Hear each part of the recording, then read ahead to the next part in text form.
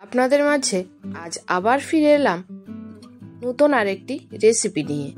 তো আশা করি সকলেই খুব ভালো আছেন। সিম্পলি উর্মিতে আপনাদের সকলকে স্বাগত রইল। তো আজকে আমি নিয়ে এলাম মুসুর ডাল এবং কুচো চিংড়ির বড়া রেসিপি নিয়ে। তো অনেকেই বানিয়ে থাকেন, আমি কিভাবে বানাই সেটা দেখে নেওয়া যাক। তার জন্য প্রথমেই দেখুন কুচো চিংড়ি, এগুলোতে অনেক নোংরা থাকে, আমি পরিষ্কার করে নিয়েছি। আর এটা মুসুর ডাল আমি ভিজিয়ে নিয়েছি, কয়েকটা কাঁচা লঙ্কা এবং পেঁয়াজ কুচি, আরও কিছু লাগবে, দেখতে থাকুন। এই প্রথমে মিক্সিং জারে আমি মুসুর ডালের জলটা ফেলে নিয়েছি, একটুও জল দিইনি, এটা একটু ঘুরিয়ে নিয়েছি ব্লেন্ডারে। এবার একটা বোলে ট্রান্সফার করে নিচ্ছি। মুসুর ডালে একটুও জল দিতে লাগে না, এরকম শুকনো শুকনো ভাবে বাটা হলেই বড়াটা খুব ভালো হয়। এবার ওই জারেই আমি দিয়ে দেব চিংড়ি মাছগুলো। এর সাথেই লঙ্কাগুলো দিয়ে দিলাম। লঙ্কা আপনারা আপনাদের পছন্দ মতো ব্যবহার করবেন, আমি 4টে ব্যবহার করেছি। দিয়ে একই সাথে মুসুর ডালের সাথে মিশিয়ে দিলাম। এবার কুচানো পেঁয়াজটা দিয়ে দিয়েছি। এবার 1 চামচ আদা রসুন বাটা দিয়ে দিলাম।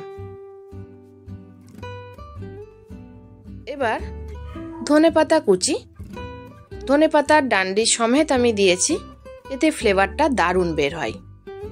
এবার পরিমাণ মতো লবণ, লবণটা অবশ্যই একটু হাতে রেখে দিতে হবে, খুব বেশি দিলে বড়া লবণটা বেশি হয়ে যায়। এবার একটু হলুদ গুঁড়ো দিলাম, আর একটু ভাজা জিরে গুঁড়ো আর কাশ্মীরি লঙ্কা গুঁড়ো দিয়ে মিশিয়ে নিয়েছি। একটু খুব ভালো করে ফেটিয়ে নিতে হবে। ডালের বড়া সবসময় ফেটিয়ে নিতে হয়, তাহলে মুচমুচে হয়, খুব সুন্দর হয়। এবার একটা ননস্টিক তাওয়া আমি নিয়েছি, ফ্রাইং প্যানেও নিতে পারেন, কড়াইতেও ভাজতে পারেন।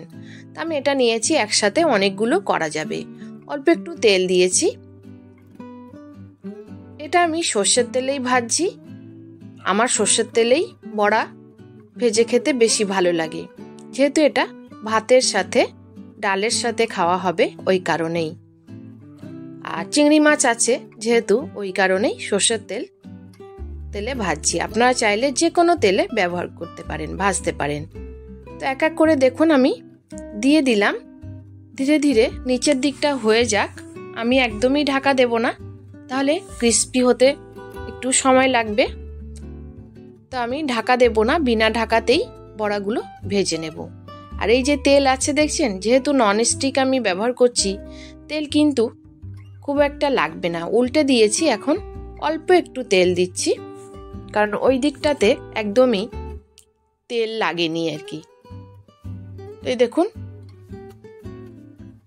দিয়ে আরেকটুও তেল দিয়েছি, আর নতুন একটা দুটো করে আমি কিন্তু অ্যাড করছি। একই তাওয়াতে আমার ফ্রাই হয়ে গেছে, একদম মুচমুচে হয়ে গেছে।